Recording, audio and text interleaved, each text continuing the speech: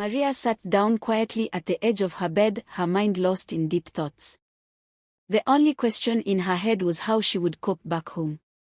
She had traveled to the United States for her master's degree, and from the very first day she had landed, she had vowed never to return.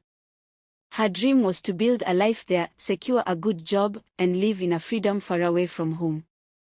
But her mother's constant calls never ceased. Time and time again, she reminded her that she was needed back in Nigeria to help manage her late father's company. Maria hated the thought. She had never liked the idea and resisted with everything in her. But the pressure didn't stop. Family members joined in, reminding her that her father's legacy was slipping away, and if she didn't return, all his hard work would be wasted. At first, she ignored them. But the pressure from the family members grew heavier. With no choice and a reluctant heart, she packed her bags and returned to Nigeria after 5 long years. The airport felt strange, as if she was a stranger in her own homeland. Everything looked smaller than she remembered, more chaotic, less ordered than the clean wide streets of the US. Her eyes scanned the airport until they landed on the family driver her mother had sent. He stood by the car, his face expressionless. Without saying a single word, Maria slipped into the back seat and they drove on. Her mother was already standing outside when they arrived. The joy on her face was uncontainable. Her smile was so wide, her eyes bright with relief. She hadn't seen her daughter in years, and this moment felt like a dream come true. But when Maria stepped out of the car, she didn't smile. She didn't greet. She didn't even look at her mother. Instead, she walked straight past her, into the house, and up the stairs to her room without uttering a word. Her mother's bright smile quietly faded. She stood still, watching the stubbornness she had always known resurface. But she didn't let it bother her too much. Maria had always been that way, a hard child, never bending, and always insisting on having her way. When her father was alive, he had spoiled her endlessly. He was the soft parent, the one who never refused her anything. But now, he was gone. And her mother had made up her mind, Maria would not always get her way anymore. Not this time. Maria's mother was a devoted woman of God. A strong member of the Fountain of Life Church. She served as the women fellowship leader, then everyone respected her for her kindness, her generosity, and her unwavering faith.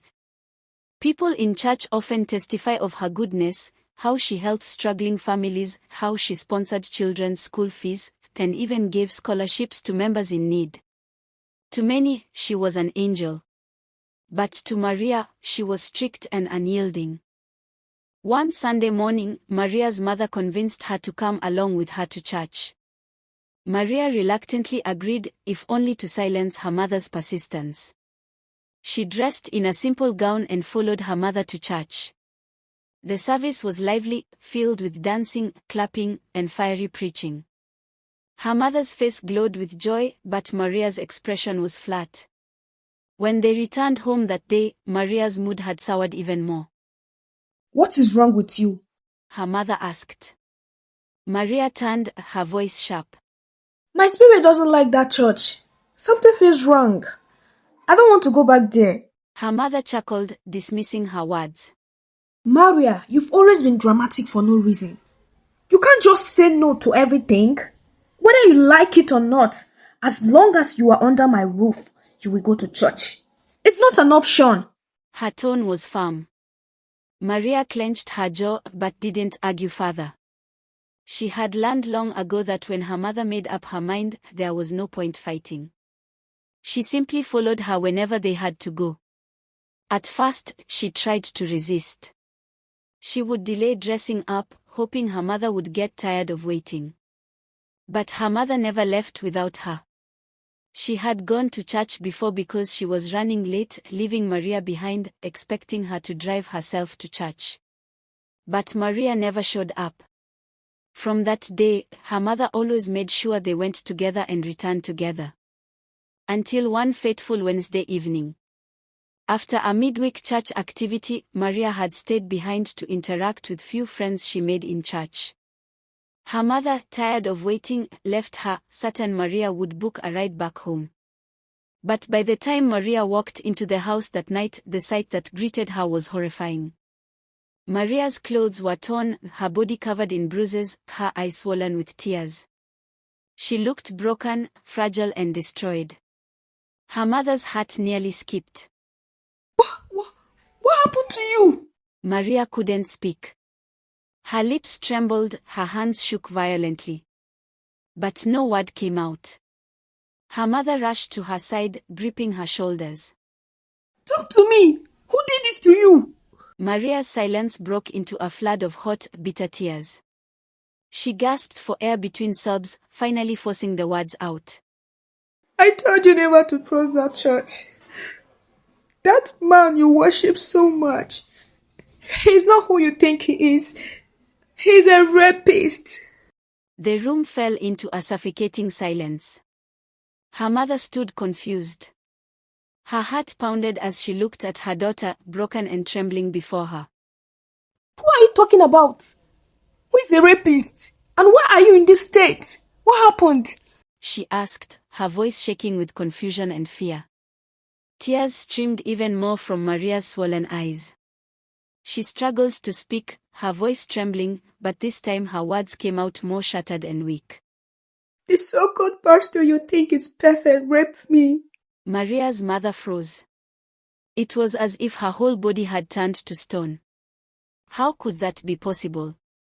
This was the same man who had stood countless times before the congregation, preaching strongly against sin, against fornication, against immorality, and even against rape itself. It was so hard to believe. Yet there her daughter was, clothes torn, body bruised, eyes hollow from trauma. Not knowing what else to do, she rushed Maria to the hospital. Tests were carried out and the results returned. The doctor's face was pale. He explained that Maria had been violated. The test shows evidence of semen inside her.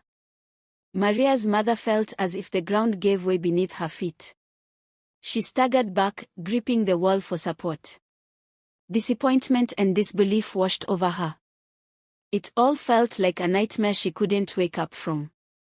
How could Pastor Brown, the man she had respected, the man she had trusted as her spiritual father, could be capable of such terrible act? For nights, she couldn't sleep. She tossed and turned, staring at the ceiling, replaying the doctor's words in her mind. The shock refused to leave. Maria, however, began to notice something else, her mother's silence. Days passed, yet her mother didn't act. She didn't report the matter. She didn't confront Pastor Brown. She didn't even speak about it. One evening, she broke down in front of her mother. Her voice was bitter, her tears flowing freely. I knew you wouldn't do anything, she whispered. Because to you, he's perfect. He's your God. You trust him with your life more than you trust me. How can you love and believe a stranger more than your own daughter? Her sobs grew louder. Fine. Since you won't get justice for me, I will do it myself. Her mother just sat there, silent, words trapped in her throat. She stared blankly into space, her mind, a battlefield of faith, fear, and disappointment. Soon after, she began missing church activities. Calls from members flooded her phone, but she ignored them. She couldn't bring herself to step into the sanctuary, not with this weight crushing her heart. A week later, the first rumor broke out. Another case circulated round the church community. Madam Ajoki's daughter, a choir leader, was said to have been violated by Pastor Brown. The church exploded in chaos. Members whispered in the corners. Pastor Brown stood in front of the congregation, pale, sweating and denying it all, that the rumor were all lies, that the devil was attacking the church and they shouldn't listen to him. His wife, Mama Deborah, sat in the front row, her face blank, lips trembling. She had no words. When Maria's mother heard the news, shock hit her again.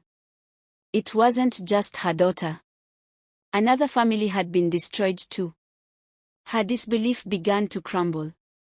Could it be that her daughter was telling the truth? Not long after, another girl came forward with her story. Then another.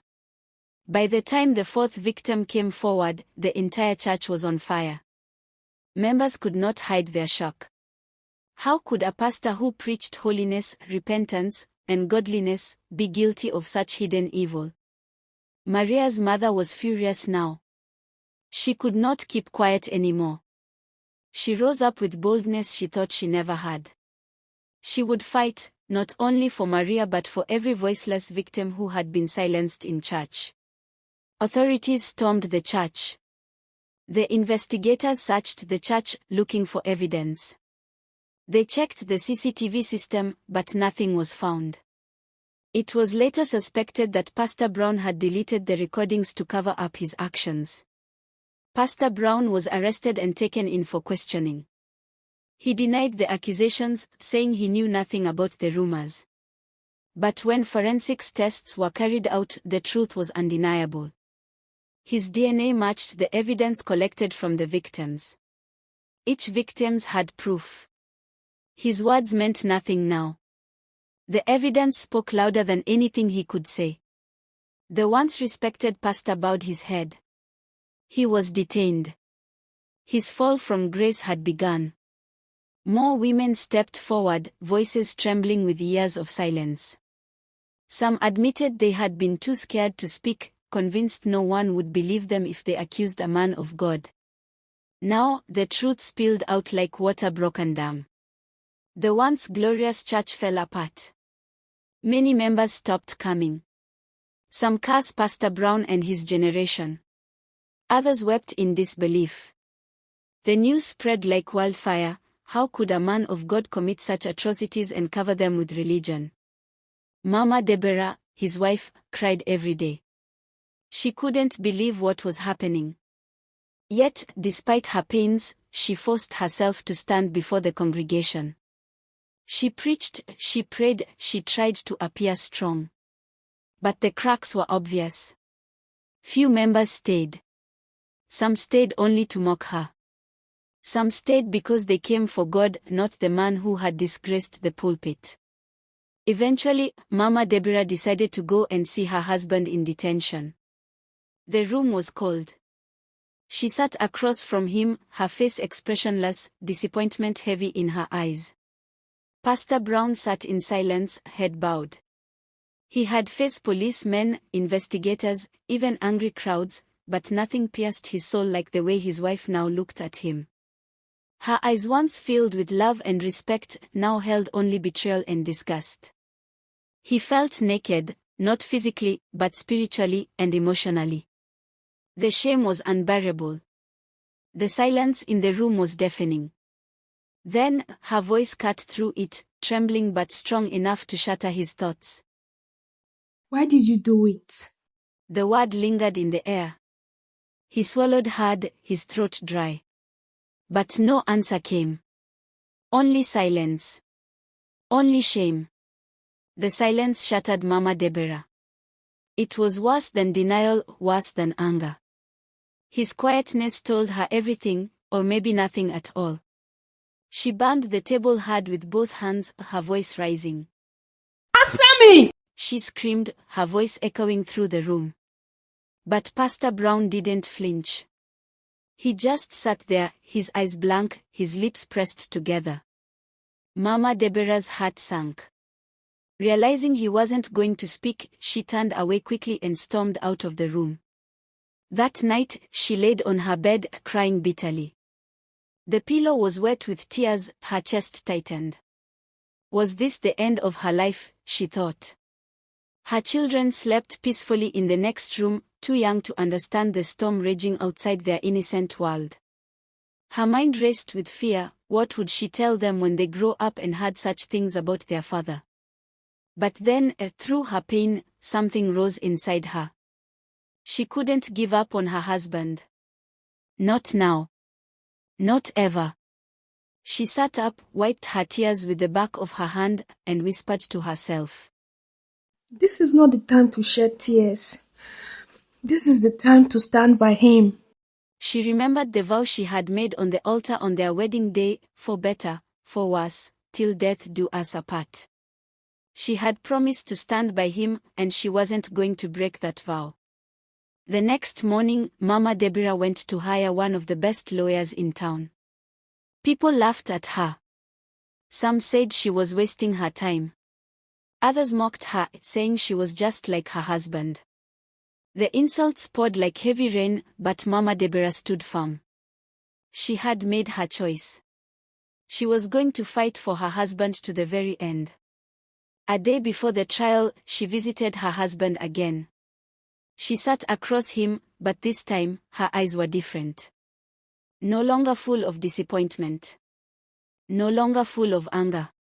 I believe you, she said softly. I know you didn't do it. I was angry before, but now I see clearly. I promise to stand by you no matter what, and I will keep that promise. You are not alone. I will fight with you. Pastor Brown looked at her. For the first time he smiled, a weak, tired smile. But still, no words came from him.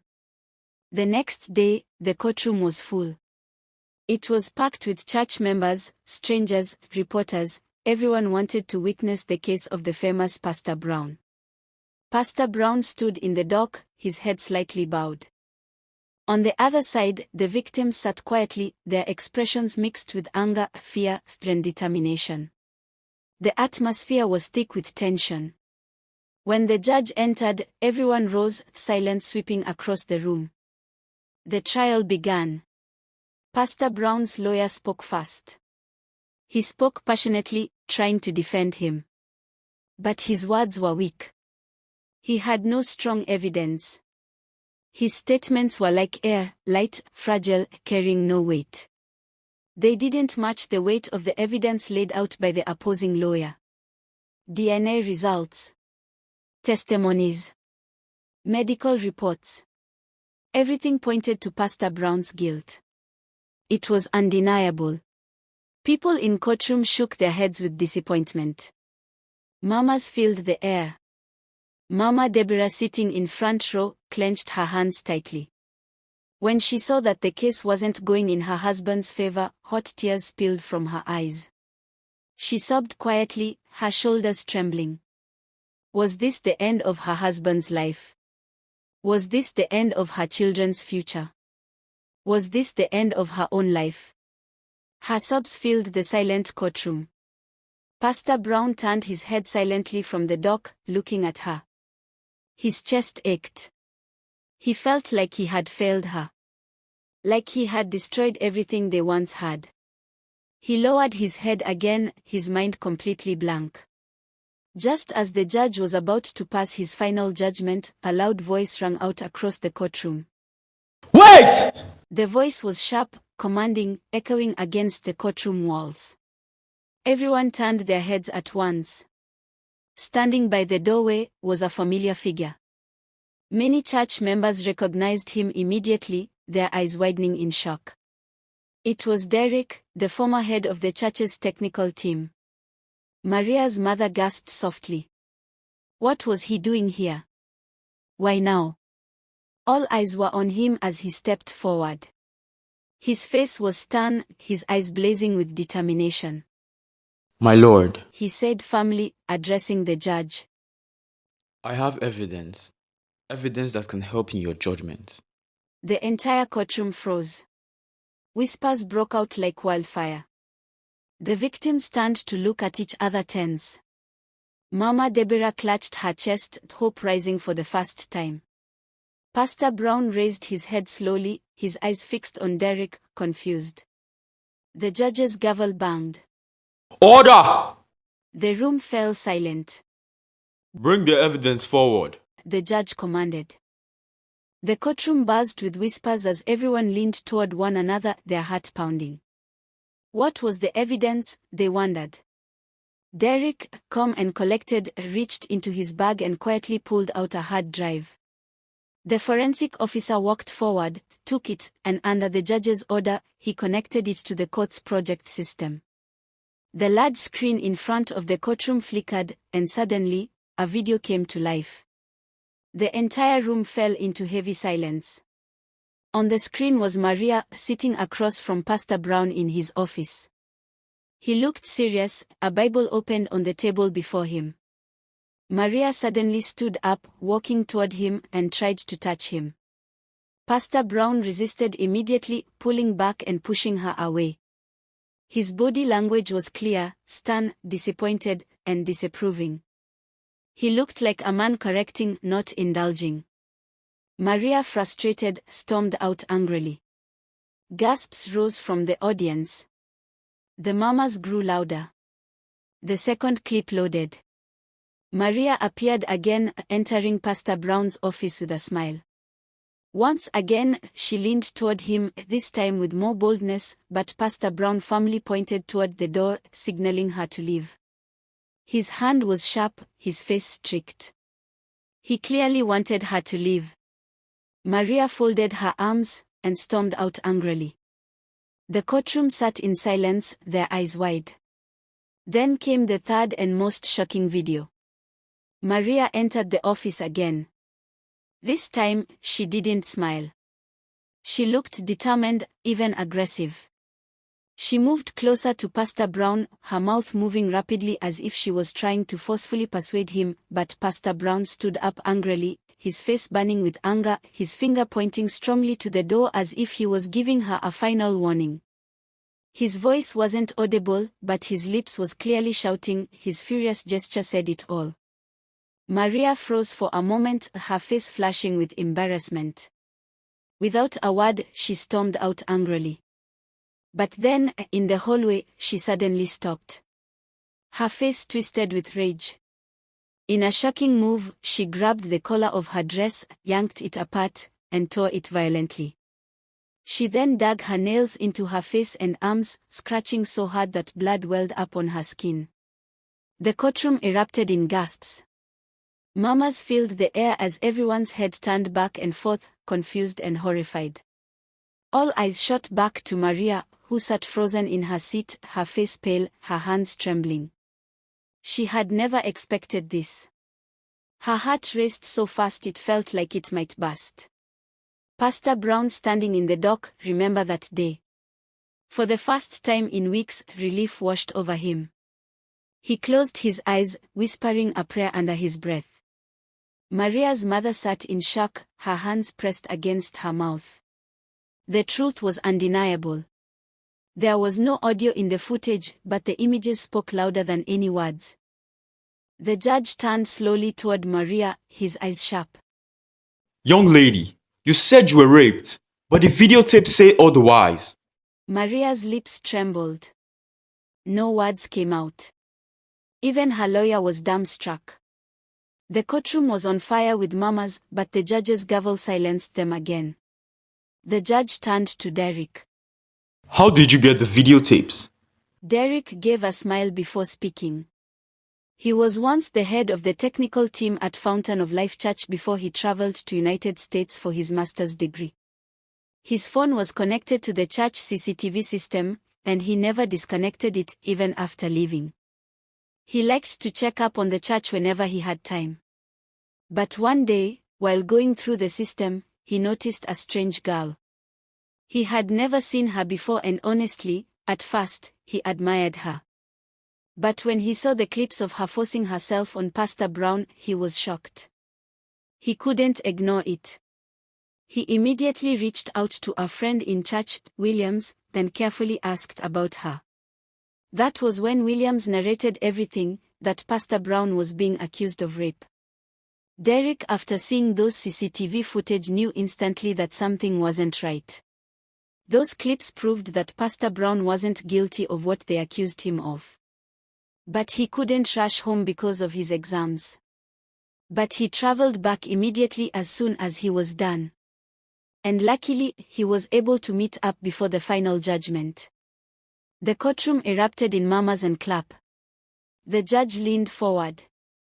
The victims claim Pastor Brown took advantage of them in his office. Did you see anything like that on the CCTV footage? No, my lord. I reviewed all the footage from those dates and nothing of such happened. Derek replied firmly.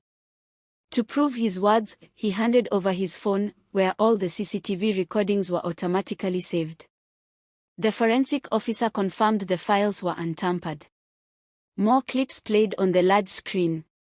Each one showed the exact dates the alleged victims claimed. But in every video, Pastor Brown was alone in his office, reading, praying, or studying. Not once did he come into any physical contact with any of them. The courtroom shook their heads confused. People muttered. Was it all a lie? The judge leaned back, confused. If Pastor Brown never touched them, then where did the medical reports come from? The room fell silent. All eyes slowly turned to the doctor who had conducted the tests. He sat, trembling, his hands shaking uncontrollably. The judge's voice grew firm. Dr. Abiye, how did you obtain those medical reports? The doctor froze. His lips quivered.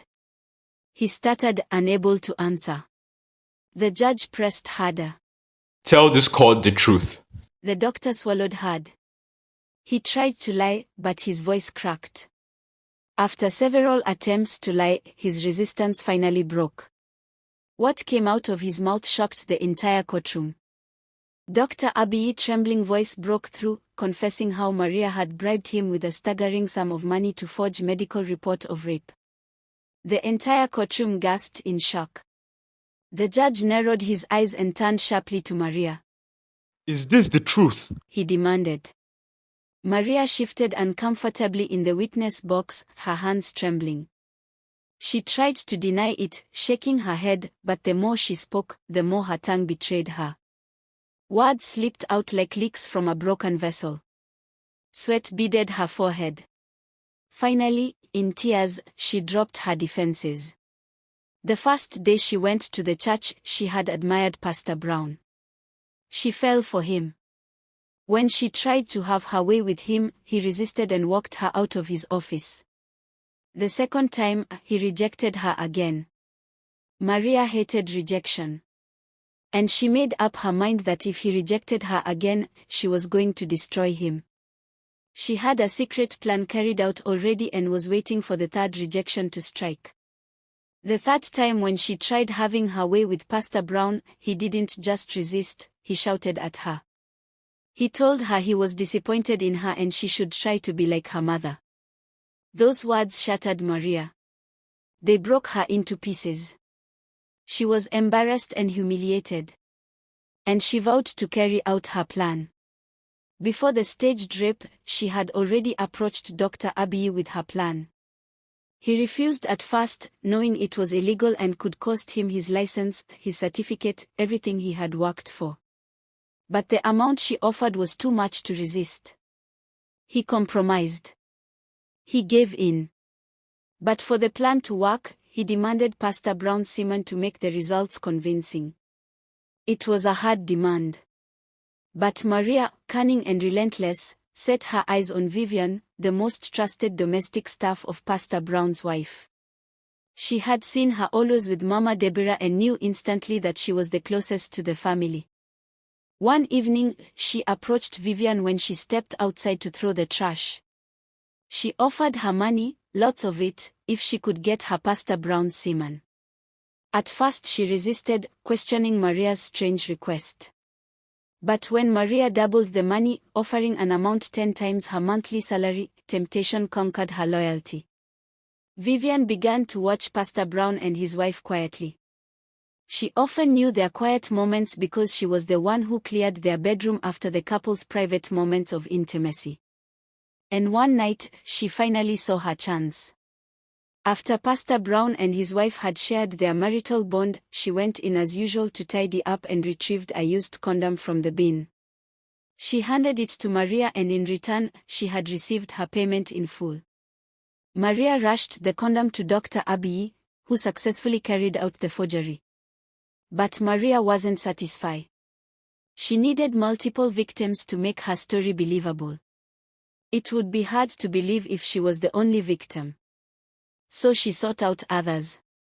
She hunted for people in church, luring them with money. Most refused at first. But when she doubled or tripled the offers, they gave in.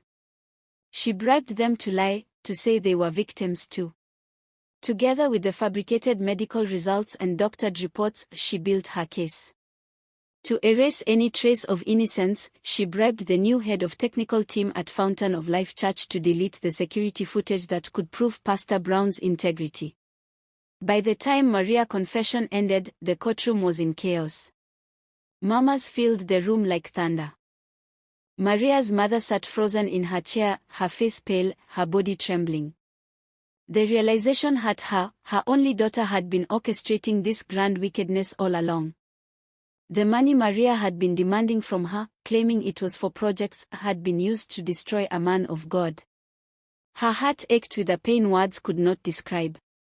Mama Deborah sat speechless, devastated by the betrayal from Vivian, whom she had loved and trusted like family. Her tears fell freely. Pastor Brown remained calm. A faint smile curved his lips. Finally, the truth was out. Finally, the world would know he was innocent. The judge struck his gavel, restoring silence. His voice was firm and cold. This court finds that Pastor Brown had been falsely accused, his name dragged into the mud through lies, bribes, and defamation. The evidence proves that he had been framed. He is hereby acquitted and declared innocent of all allegations. Relief flooded the courtroom. But the judgment has only begun. Maria, Dr. Abby, Vivian, the head of the technical team, the false witnesses were each sentenced to long years in prison. Their crimes were conspiracy, defamation of character, perjury, obstruction of justice, and bribery. The gavel's sound marked the end of their freedom. The court erupted again. Some clapped in relief. Others sat in shame. Maria's mother covered her face and wept bitterly. Mama Deborah couldn't hold back anymore. She ran across the room and hugged her husband tightly. Tears of joy streamed down her cheeks. Thank you for believing in me. Pastor Brown whispered, his smile finally bright. Maria's mother returned home broken. Her daughter had been sentenced to prison and the shame weighed heavily on her. She cursed the day she forced her daughter back from USA. If only I had let her stay. If only I hadn't dragged her home. None of this shame would have befallen us. The news spread like wildfire. Many who had once mocked and abandoned Pastor Brown returned to church, falling on their knees, begging God for forgiveness for ridiculing his servant. They praised Derek, the diligent young man who first raised suspicions about the forged evidence, saying God had used him to defend the truth. Maria's mother, overwhelmed by guilt, went to Pastor Brown and his wife to beg for forgiveness. You did nothing wrong. Pastor Brown told her gently. You were only fighting for what you thought was the truth. The burden of guilt is not yours. But her heart remained heavy. Her daughter had destroyed her name, her respect, her peace. She wanted to leave the church out of shame, but she still clung her faith in God. Pastor Brown grew stronger. He stood before the congregation every Sunday, his voice steady, his heart lifted. God never forsakes his own. He preached. God turned for good. They tried to destroy Joseph, but what men meant for evil, God turned for good. Every day, new members filled Fountain of Life Church. Many came not only to hear the word but to witness how God has vindicated his servant. Pastor Brown became a living example of endurance, faith, and victory. God had turned his shame into glory. No matter how long lies, hatred, and revenge try to cover the truth, God will always expose it and defend the innocent. Thanks for watching. I hope you enjoyed this story. Kindly leave your thoughts in the comment section and also do well to share with your family, friends, in fact all your loved ones. Something good is always coming, so please stay tuned for more interesting and amazing stories from this channel. Thanks for watching. Please like and subscribe to Hopela Stories.